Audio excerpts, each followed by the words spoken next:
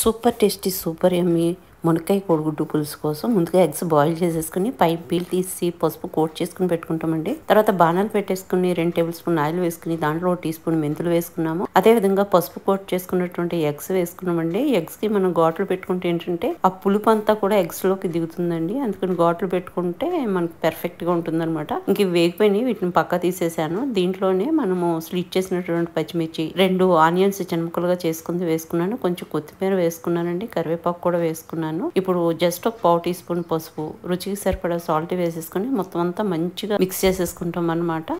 ఈ సైజులో కట్ చేసుకున్నటువంటి మునక్కాయలను కూడా ఇక్కడ యాడ్ చేసేసుకుంటున్నామండి. యాడ్ చేసుకున్న తర్వాత 2 టీ స్పూన్ నిండా కారం వేసేసుకుంటాము. కారం వేసుకున్న తర్వాత మొత్తం అంతా మిక్స్ చేసేసుకుని ఇది ఉడకడానికి వీలుగా ఒక గ్లాసు వాటర్ ని ఇక్కడ యాడ్ చేసుకుంటామండి. ఈ లోపు మనం ఒక పెద్ద లెమన్ సైజు చింతపండు నానబెట్టుకుని పెట్టుకుంటాం అన్నమాట. దాని నుంచి తీసిన పూర్తి మనకి ఈ పులుసుకి పట్టేస్తుందండి. ఇంకా ఇదంతా ఒకసారి మిక్స్ చేసుకున్నాక మనం వేపించి పక్క తీసుకున్న ఎగ్స్ కూడా దీంట్లో యాడ్ చేసేసుకుంటాము. యాడ్ చేసుకున్న తర్వాత ఒక్క నిమిషం అలా ఉడకనిచ్చి మనం తీసి పెట్టుకున్నటువంటి చింతపండు పులుసు దీంట్లో యాడ్ చేసేసుకుని కొంచెం కొత్తిమీర కూడా వేసుకుని మొత్తం మిక్స్ చేసుకుని మూత పెట్టేసి ఒక 10 నిమిషాల పాటు లో టు మీడియం ఫ్లేమ్ లో ఉడకనిస్తామండి. ఇంకంతే ఎంతో రుచిగల మునక్కాయ కోడిగుడ్డు పులుసు రెడీ.